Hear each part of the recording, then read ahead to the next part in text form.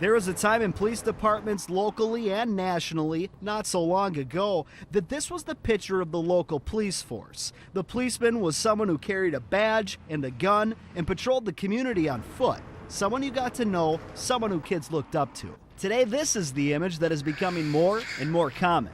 Paramilitary in their nature, to some concerning in their appearance. Now more commonly outfitted for war than patrolling the streets of Fargo. In some cases, the standard police car has even been replaced with these MRAPs, first used in Afghanistan. So how did we get here? Has crime in the valley gotten so bad that equipment battle-tested in Iraq and Afghanistan has become the de facto uniform for our police forces? Or is it something else? Actually, when I first started, we didn't even have bulletproof vests. Dave Anderson served the Moorhead Police Department for 27 years, starting in the early 70s. I was promoted to lieutenant for a short time, and then my last about 4 years, I was deputy chief. But he hung up his patrol belt and now teaches the future law enforcement agents of tomorrow. It's a group of students he says will be more equipped with advanced weaponry and defense than his department ever was. When I started, we had to buy our own weapons. The city didn't issue them at that point. When Anderson started, his weapon was a 6-round revolver that he bought. A far cry from the standard issued weapon of today, a 40 caliber semi-automatic Glock. This is just one example of the advancements in technology that has changed the face of police departments across the country. Any officer at any given time probably had 18 rounds available to him if they needed them, which is basically what's carried in probably one clip in a semi-automatic weapon today. A lot of what they use today, we've always had. It just looks different, and I can tell you it's a lot more expensive. Advancements in crime-fighting technology come in many different shapes and sizes. Outfitting bomb squads and SWAT teams in North Dakota with the newest tricks of the trade comes with a hefty price tag. Much of it footed by the Department of Homeland Security. We have gone from like an all-time high of, I think, of nearly 17 million back in 2003 down to what we're receiving now, which is about 3.4 million a year in Homeland Security grant funding. Since 2001, the feds have written about $34 billion in grants to police departments across the country, all in the name of securing the homeland and fighting terrorism. Police departments we spoke to say they're happy to take the funds. That is, of course, if they think they can really utilize them. And you can't really fault the police departments for applying for the grants. It's a smart thing to do if they want that technology. But I think that the idea here is that those grants are specifically outlining what the technology should be used for, and that's something that the government would dictate. Even though it's called the Homeland Security Grant Program, it truly is more all hazards as opposed to just terrorism. Locally, the Fargo PD has jointly purchased a bomb squad, a SWAT team, and bought a tank that's been used a dozen times in 4 years. The grant says that it's for anti-terrorism efforts. So if that's the intention, I don't believe there's any terrorism here. We wanted to know what else your tax dollars have purchased. In North Dakota alone, 4 armored vehicles were bought for $1 million total. So here in Fargo, are we buying in response to an increase in crime? Through a Freedom of Information request, we pulled the spending records of the Fargo Police Department since 2003 and for Moorhead since 2006. Over the past 10 years, Fargo's department has spent just about $900,000 on what many would deem high-tech, tactical weaponry and gear. Each year, more money has been spent while the crime rate has stayed about the same. Governments are a lot of times resistant to spend money on equipment, not seeing necessarily the need, especially up here where we really don't have very many problems with officers being injured. We took the question of spending directly to the Office of Homeland Security and asked them if the expenditures were really meant to fight terrorism in the wake of 9/11. I don't know if initially the dollars were meant to be spent in that respect. Yeah, and I would tend to agree with you. I think years ago those dollars were targeted just towards terrorism. But, you know, I think We get smarter over time. I think, for example, if we're only building a terrorist capability, okay, and now we sit it on the shelf and not use it until a terrorist incident occurs, how ready are we really going to be? Preparing a police force for the worst case scenario isn't taken lightly ever since 9/11. And the feds, they're willing to back that belief monetarily, even if there aren't acts of terrorism right here in North Dakota. If we're better prepared on a daily basis, does not that counter terrorism at some level? And I think the answer is yes. I hope they have some effect, some deterrent effect on crime. But it's difficult to really say this is how much it is.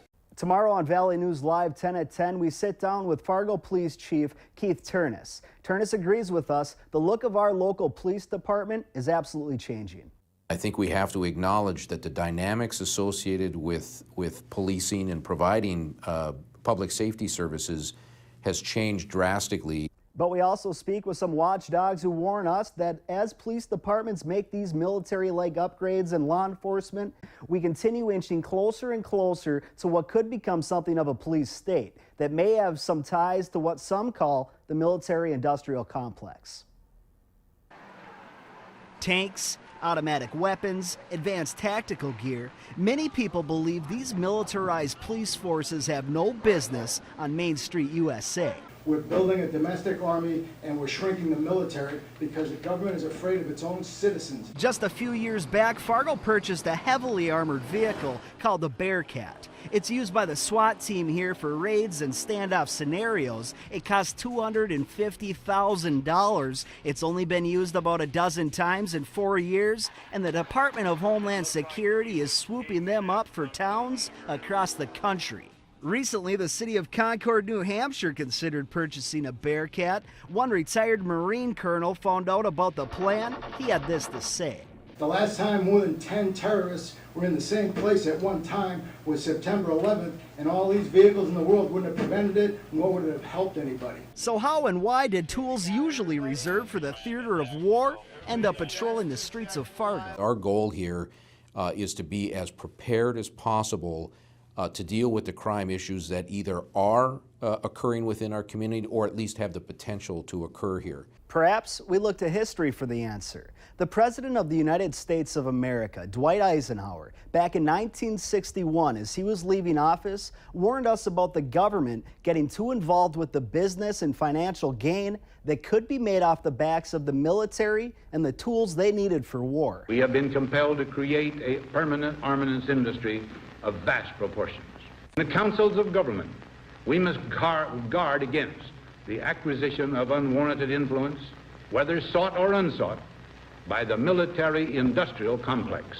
So is the military-industrial complex at work here? Is our government writing seamlessly blank checks to military contractors for local police departments under the guise of protecting the homeland? A lot of my own research deals with foreign intervention, U.S. military intervention, and one of the things I noticed was that those efforts were having spillback effects domestically, and one of them was that a lot of the surplus equipment from abroad was ending up in the hands of domestic police departments. Some think the stage has already been set. Chris Coyne, an F.A. Harper professor of economics at George Mason University, has spent the last few years looking into what he describes as the militarization of the police, the creation of a high-tech armed force right in our backyard. Their local politicians and local police departments are obtaining this equipment, especially in these local towns and cities, which there's really not a concern of raids or terrorist act or anything like that, but the taxpayers at the local level are footing the bill for this. And so today, police agencies are figuring out how to utilize their new tools, even if they're not using them all the time.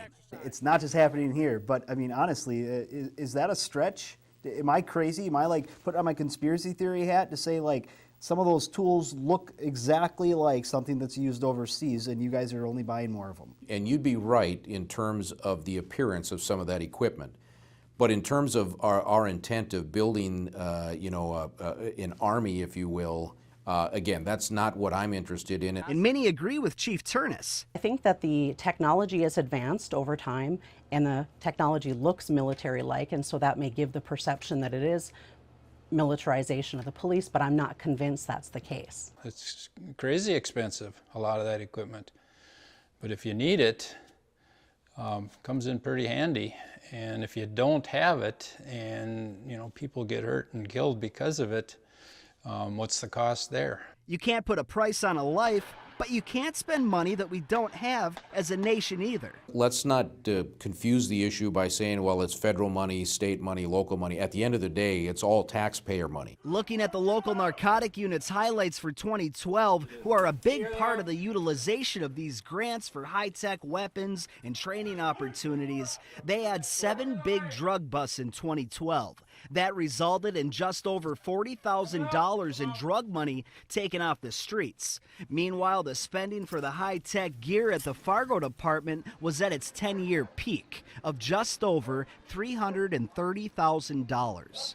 And the risk is that if we allow a little bit and keep allowing a little bit under the guise that it's making us safer, we're going to look back in 5, 10, 15 years, you know, when our kids are older, and America's not going to look like America anymore. It's going to look like a police state. If you take somebody who's armed with a semi-automatic rifle in a school, a workplace, or any place else for that matter, an officer that's equipped and armed and trained the way they were 20, 30 years ago, is nothing more than the next victim. So while we debate whether or not too much spending is going on for something we don't necessarily see today, that doesn't mean that these current decisions being made won't change how America will look or act tomorrow. In the FM, Eric Crest, Valley News Live.